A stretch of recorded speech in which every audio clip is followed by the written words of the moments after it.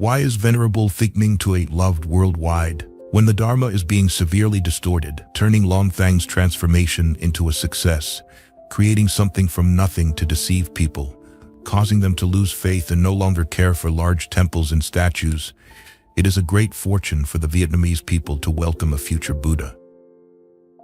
Born in central Vietnam, Venerable Thich Minh Tue, an ascetic monk, has brought the original Buddhist teachings to billions around the world, regardless of race or language. Although the religious beliefs of different countries vary, all welcome this ascetic monk with joy. In this article, Mind Podcast Buddhism invites you to explore why Venerable Thich Minh Tue is so beloved worldwide through the details in the following video. Venerable Thich Minh Tue appeared at the right time to spread the Dharma. Never before have we felt such a degradation of ethics and character within the Buddhist community, a place known for maintaining the strictest moral discipline.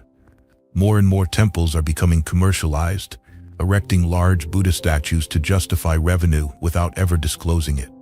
Some monks and nuns break precepts, indulge in the 5 desires, then disrobe, taking hundreds of billions of dong amassed during their monastic life. Many high-ranking monks in the Buddhist church preach incorrect karma in Buddhism and openly suggest ways for followers to donate more frequently in meetings, using vulgar language in the temple. As Buddhists and citizens grow weary of the future of Buddhism in Vietnam, Venerable Thich Minh Tue emerged, sharing and spreading positive images and videos of his ascetic practice on social media worldwide. Practicing the 13 ascetic practices of original Buddhism, Venerable Thich Minh Tue is not a member of the Vietnam Buddhist Sangha and does not belong to any temple, monastery, or hermitage.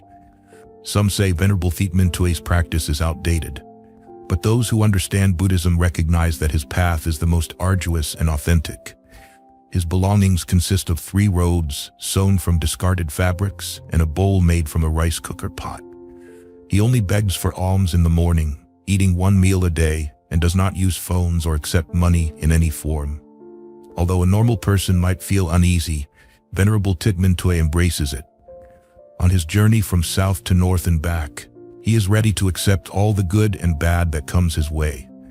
Whether being attacked by ill-willed people or having the path cleared by kind-hearted individuals, he always maintains a cheerful face and a friendly smile. When asked about his journey, Venerable Thich Minh Tue humbly replies, "I will walk until I die and will travel to all parts of Vietnam." Because of his great vow, many sincere monks, priests, professors, lecturers, and lawyers from around the world praise him wholeheartedly. Among them is Venerable Thich Minh Tue, abbot of Minh Tue Monastery in Bà Rịa Vũng Tàu province, who believes Venerable Thich Minh Tue embodies the spirit of Mahakasyapa, one of the Buddha's foremost disciples. However, some monks argue that his practice is a product of modern thought, seeking something unique and not aligning with Buddhist teachings. Therefore, they refuse to call him a monk. Venerable Thich Minh Tue anticipated such opinions and only identifies himself as a citizen following the Buddhist teachings. He addresses everyone as Khan, child, viewing them as his parents and siblings. Some argue that ascetics should practice in seclusion, but linguistics lecturer Nguyen Thanh Huy from Kinh Hoa University explains that Venerable Thich Minh Tue did practice in seclusion before stepping into the world to challenge himself. Facing material temptations and disturbances is a test of his mind. It may not be advisable to seek public attention in some fields, but in Buddhism, it can be beneficial. It allows people to reflect on the essential aspect of self-cultivation, rather than solely focusing on building temples or making offerings. Many might learn from Venerable Thich Minh Tue's example of ascetic practice, courage, and determination. At its peak, thousands of people temporarily left their jobs to follow him, causing traffic congestion and pressure.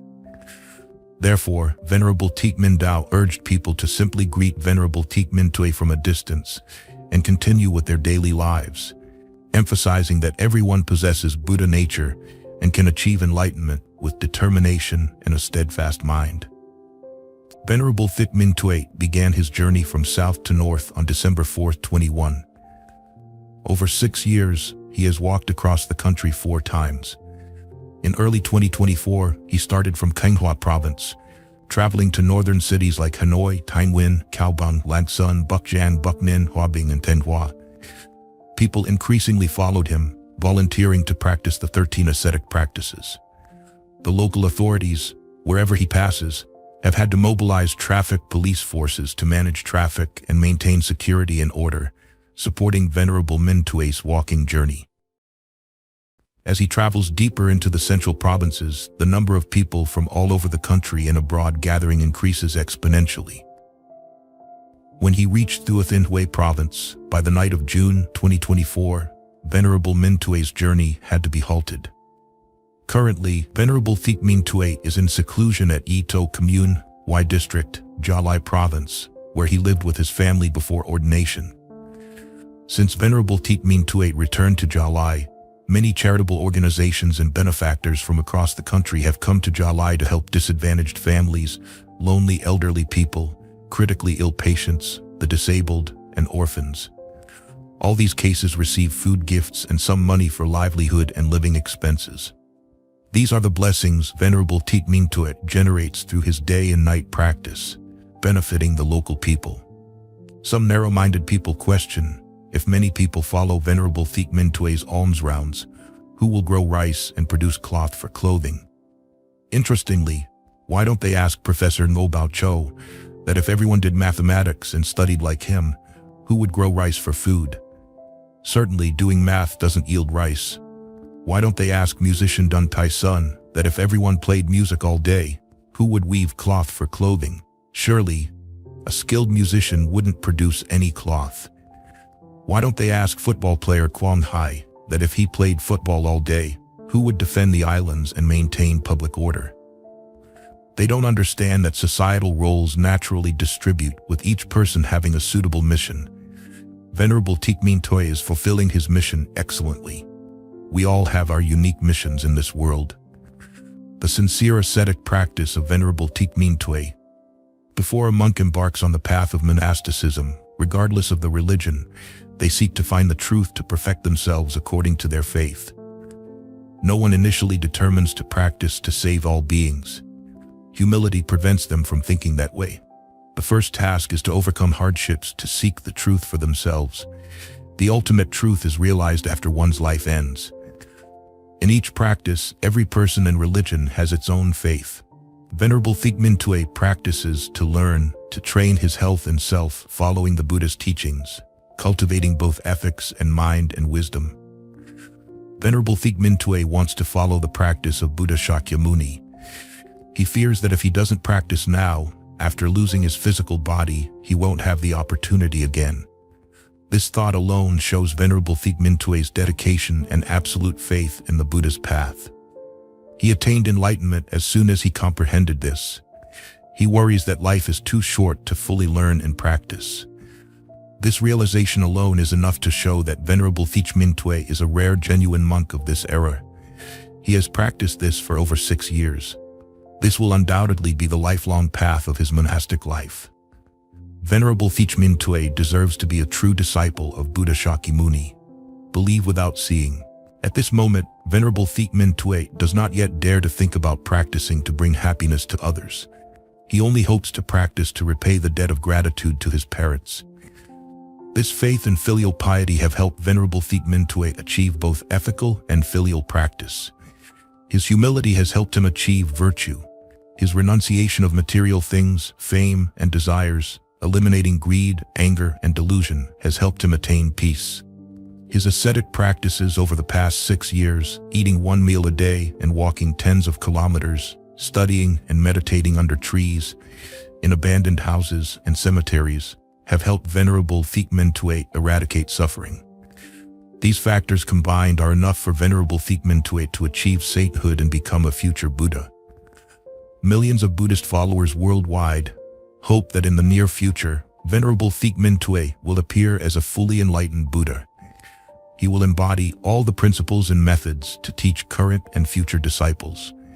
His mission is extremely difficult and arduous, but Venerable Thich Minh Tue's glory is immense. To help Venerable Thich Minh Tue quickly attain Buddhahood, it is essential to have the support of the Vietnamese government, the Vietnam Buddhist Sangha, and the Vietnamese people. Firstly, the Vietnamese people should not neglect their work out of curiosity to follow him. Quietly greet Venerable Minh Tue from afar and send the best wishes to everyone. Do not use social media to curse, criticize, or compare monks and other religions, creating bad karma. Do not exploit Venerable Minh Tue's fame for business or profit, as this is truly sinful. Respect and protect Venerable Thich Minh Tue as a future Buddha, a national treasure, which includes each of our own blessings. Secondly, the Vietnam Buddhist Sangha should reflect on some monks and nuns to see if they are adhering to the precepts, preaching correct teachings. Do not rush to criticize an ascetic monk who does not accept money or use a phone, while your practice is still clouded by wealth and fame, still using cars, phones, and limited edition watches. Do not be sad when temples see reduced donations, as this will purify and enhance the Sangha's reputation, removing those who falsely practice for personal gain. Reduce unnecessary temple construction funds to build hospitals, schools, and help the poor. Manage the monks in the Sangha following Venerable Thich Minh Tue to prevent bad elements from disrupting his practice. Respect and protect Venerable Thich Minh Tue's freedom to practice, assisting him on his path domestically and internationally. He is a treasure of the Vietnam Buddhist Sangha, reviving the truth of Vietnamese Buddhism, making it known to billions worldwide. Thirdly, the Vietnamese government should provide the best security to ensure Venerable Thich Minh Tue's safe practice. He should not be hindered anywhere in Vietnam, as he will be a national treasure in the near future. Venerable Thich Minh Tue is attracting many domestic and international tourists, benefiting the country and localities. Appreciate Venerable Thich Minh Tue for achieving what the Ministry of Culture and various agencies could not. He spreads values of love, ethics, sincerity, and combats falsehood, creating a positive energy wave in the Vietnamese people. This is truly precious. The feelings of the people when they receive the positive energy from Venerable Thich Minh Tue have never allowed us to clearly distinguish between right and wrong as now. Venerable Thich Minh Tue has only appeared for a short time, but he has helped us awaken and realize many things. Venerable Thich Minh Tue has brought the pure light of Buddhist Dharma to illuminate the deepest corners of the 3 regions of the country. He has helped us learn about the 5 precepts of Buddhism, gradually let go of greed, anger, and delusion, and reduce the pursuit of fame and materialism. Although everyday life still has many difficulties and hardships, every time we look at his example, we feel more peaceful, satisfied with ourselves and our lives. We have learned to care for and share with the less fortunate, knowing that giving brings more joy in life. For the first time in our lives, we know what ascetic practice truly is. Just a simple vegetarian meal, yet he receives it with such joy, bringing us overwhelming happiness to the point of tears. Venerable Thich Minh Tue always wishes everyone peace and happiness. He has shown us the true path to follow, to practice, and to achieve liberation in this very life. The positive energy of Venerable Thich Minh Tue has spread across the planet. Therefore, many poets, musicians, and singers in the country and the world have been inspired to create and sing songs praising an ascetic practitioner. Sculptors have also devoted all their efforts to carve statues of various sizes and dignified appearances of Venerable Thich Minh Tue. Artists, both domestic and international, deeply admire his virtue. They have painted portraits with various materials of a rare ascetic monk. Fashion designers, inspired by him, have designed various outfits and bags similar to the robe that Venerable Thich Minh Tue often wears. We thank Vietnam with its 1,000-year-old culture for distilling and embracing the quintessence of the Lacombe lineage to produce an outstanding ascetic monk. That is the ascetic practitioner, Venerable Thich Minh Tue. Sharing about the ordination journey of Venerable Thich Minh Tue. Sentence 1. In mid-July 2015, while working, I happened to hear about Buddhism. I vowed to eat 1 vegetarian meal a day, read Buddhist scriptures, and observe the precepts for 6 months. Sentence 2. I realized that the purpose taught by the Buddha was very noble, so I wanted to become a monk and decided to ordain. Sentence 3. At first, my parents did not allow it, but later they agreed. My parents shared the inheritance with me, like my siblings, but I refused. I only asked them to sign the papers allowing me to ordain. Sentence 4. When I first started studying, I didn't understand much. I was like a first grader, then a second grader, gradually learning more. People also guided me, and I began to understand more. Sentence 5. I studied at the temple for a while and was given the Dharma name Thich Minh Tue. Later I found it unsuitable for me, so I left the temple. I went up the mountain to practice alone in a rock crevice, begging for food daily. Sentence 6. Although the Buddha did not mention it, I chose to sleep sitting for 3 years now without lying down. I sleep sitting to give up sleep. When I'm too tired, I lean against a tree or a wall. Sentence 7. After staying in one place for a while, I felt I had no opportunity to face challenges related to greed, anger, and delusion. So I decided to walk from the south to the north and back again. I don't dare say when I will stop. Sentence 8. I want to keep my old Dharma name, so I say my name is Thich Minh Tue, instead of my secular name, Lian Tu. Sentence 9. Before becoming a monk, I had a job like everyone else. But I wasn't happy because I realized that no matter who has a job, is a public servant, or has a stable life, they all get sick, grow old, and die alike. I would be like them. Sentence 10. I want to learn the profound, miraculous teachings of the Buddha, the ultimate meditation, wisdom to escape suffering and achieve peace and happiness. Sentence 11. I follow the Buddha's teachings to find peace and happiness, not because I know it myself. I haven't entered meditation yet because I'm still learning. Sentence 12. I became a monk to seek liberation. Only when I attain enlightenment can I repay my parents' kindness. Sentence 13. Every day, I only beg for one vegetarian meal to sustain my practice. I don't store, save, or ask for more. Sentence 14. I absolutely do not accept money, gold, or any items from anyone in any form. Sentence 15. The clothes I wear are self-made from fabric scraps I picked up from cemeteries or roadside dumps. Sentence 16. I don't wear clothes similar to other monks or say which temple I'm from because I don't want to disrespect the monks and temples. People might accuse me of exploiting or doing wrong, and I don't want to affect them. Sentence 17. The bowl I use for receiving food is made from the inner part of a rice cooker someone gave me. It is not the bowl of venerable monks. Sentence 18. Life is impermanent. We could die anytime, so I must become a monk early. If I die tomorrow, I won't have the chance to practice anymore. Sentence 19. Someone asked if I see anything while sleeping in the cemetery. Saying I don't see anything wouldn't be true. Sometimes I see a black shadow passing by, but it doesn't affect me, so whether I see or not doesn't matter. Sentence 20. Now I see everyone as my brothers, sisters, and parents. Sentence 21. I no longer have selfishness or hatred. I see all people in the world as equals. Sentence 22. If people scold me, I still see them as friends. Sentence 23. If someone hits me, I still wish them all the best. Sentence 24. I wish everyone happiness. Sentence 25. Before I had the intention to practice true enlightenment, it was fine. But once I had the intention to practice, everything came to test my patience.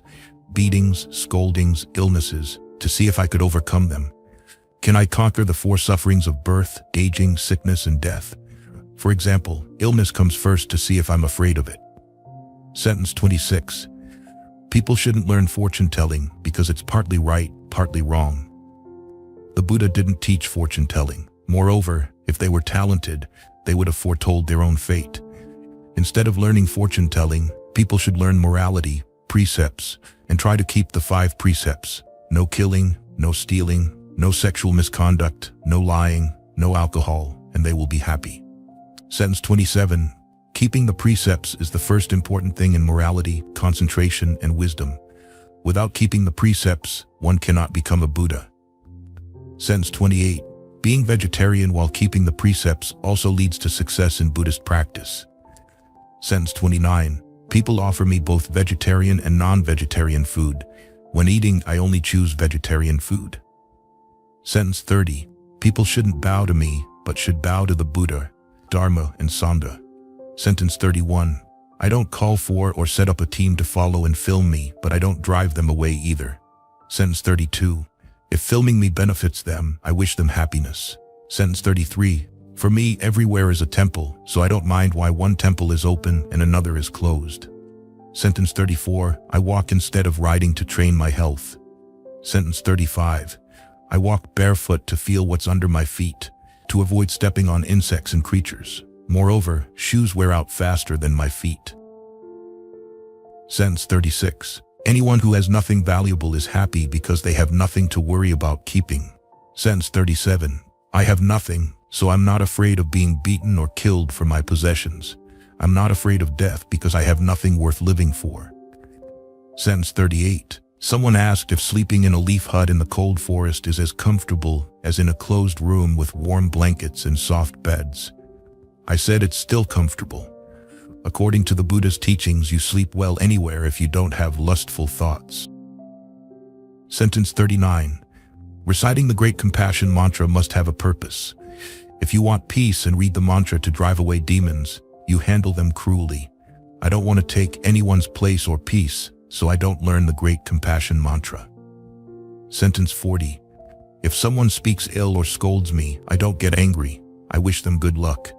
If someone speaks well or praises me, I stay calm, not letting myself be arrogant, and I also wish them happiness.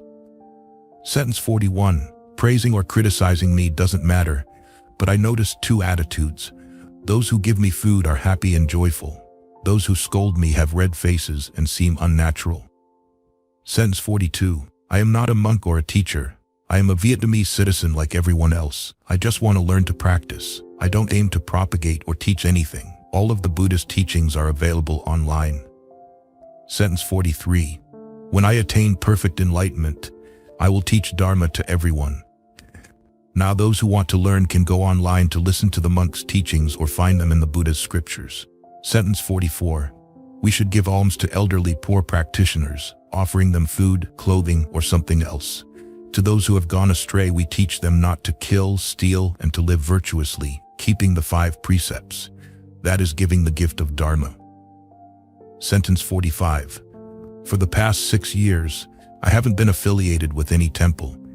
I am neither southern nor northern sect. I am not a monk of the Vietnam Buddhist Sangha because I feel my ethics haven't reached that level. Sentence 46. Missing parents or not, we all die. Letting go to learn the Dharma is to die better. Summary of Venerable Thich Minh Tue's biography. Venerable Thich Minh Tue, born Lê Anh Tu, was born in 1981 in a well-off family in Qui Thanh Commune, Qui Anh District, Hà Tĩnh Province. In 1994, his family moved to Huy Tô Commune, Huy District, Gia Lai Province. His father, Lê Xuân, born in 1940, is a retired military officer, while details about his mother are not shared. They have 4 children. Venerable Thich Minh Tue is the second son. His eldest brother is Lê Anh Tuan, born in 1979. His younger sister is Lê Thị Sum, born in 1986. And his youngest brother is Lê Tin, born in 1988. All siblings were excellent students. From a young age, Venerable Thich Minh Tue frequently accompanied his mother to the temple to recite sutras and chant Buddha's name. He was always a diligent, filial, kind, honest, and outstanding student. After graduating from high school, Venerable Thich Minh Tue voluntarily enlisted in the army. He became an excellent soldier with the rank of sergeant and served as a platoon leader. After completing his 3-year military service, Venerable Thich Minh Tue studied at the Intermediate School of Forestry in Pleiku City, Gia Lai Province. Upon graduation, he was invited to work for a surveying company in Iak Khar District, Dak Lak Province. A noteworthy aspect of Venerable Thich Minh Tue is that from adolescence to adulthood, he showed no interest in women, unlike his peers. Besides studying and daily chores, Venerable Thich Minh Tue dedicated all his time to studying Buddhist scriptures, meditation, and ascetic practices. He spent considerable time learning about the 13 ascetic practices, which are rigorous practices to train the body and mind, helping individuals abandon afflictions, defilements, desires, anger, jealousy, and fame, leading to enlightenment and liberation. When the Buddha Shakyamuni was still alive, he transmitted the 13 ascetic practices to his chief disciple, Mahakassapa, as follows. 1. The practice of wearing rag robes. Wearing robes made from discarded cloth found in cemeteries or dumps. The vow is, I vow to refuse the offerings of robes from householders. I vow to practice wearing rag robes. 2. The practice of wearing 3 robes, keeping only the 3 robes allowed by the Buddha, the outer robe, the upper robe, and the inner robe. The vow is, I vow to refuse the fourth robe. I vow to practice wearing 3 robes. 3. The practice of alms begging, living by begging for food with a bowl. The vow is, I vow to refuse exceptional benefits. I vow to practice alms begging. 4. The practice of sequential begging, begging for food sequentially from house to house without choosing specific places. The vow is, I vow to refuse begging as I please. I vow to practice sequential begging.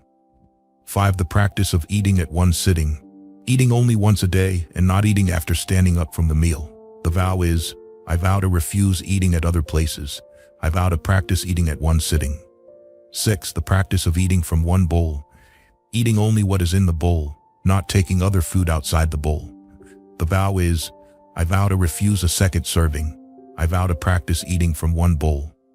7. The practice of not eating after noon, not eating anything else after the main meal is finished. The vow is, I vow to refuse leftovers. I vow to practice not eating after noon. 8. The practice of dwelling in the forest, living only in a secluded forest, not in villages or towns. The vow is, I vow to refuse dwelling in villages. I vow to practice dwelling in the forest. 9. The practice of dwelling at the foot of a tree, living under a tree, not in built structures like huts, monasteries, or temples. The vow is, I vow to refuse places with shelter. I vow to practice dwelling at the foot of a tree. 10. The practice of dwelling in the open air, living in the open without any shelter or tree cover. The vow is, I vow to refuse places with roofs or trees. I vow to practice dwelling in the open air. 11. The practice of dwelling in a cemetery, living only in a cemetery. The vow is, I vow to refuse places that are not cemeteries. I vow to practice dwelling in a cemetery. 12. The practice of accepting any resting place, accepting any place designated by the Sangha without choosing a preferred location. The vow is, I vow to refuse the desire for a particular resting place. I vow to practice accepting any designated place. 13. The practice of always sitting, practicing only in the sitting posture, not lying down. The vow is, I vow to prevent the lying posture. I vow to practice always sitting. The process and opportunity for ordination of Venerable Thich Minh Tue. After studying the ascetic practice of the Dhutanga, Venerable Thich Minh Tue was very pleased and silently vowed that he would be able to ordain and practice. It was also his destiny with Buddhism. During his time working in Duk Lok province, Venerable Thich Minh Tue often took the time to visit the temple, worship Buddha, and learn about monastic life. Inevitably, what was meant to happen, happened. During a surveying job, Venerable Thich Minh Tue was unexpectedly struck by lightning during a thunderstorm. He fell unconscious. When his consciousness left his body for a few minutes, Venerable Thich Minh Tue clearly saw the impermanence of human life. After regaining consciousness, Venerable Thich Minh Tue was completely changed. He no longer felt interested in wealth, fame, or the conveniences of modern society.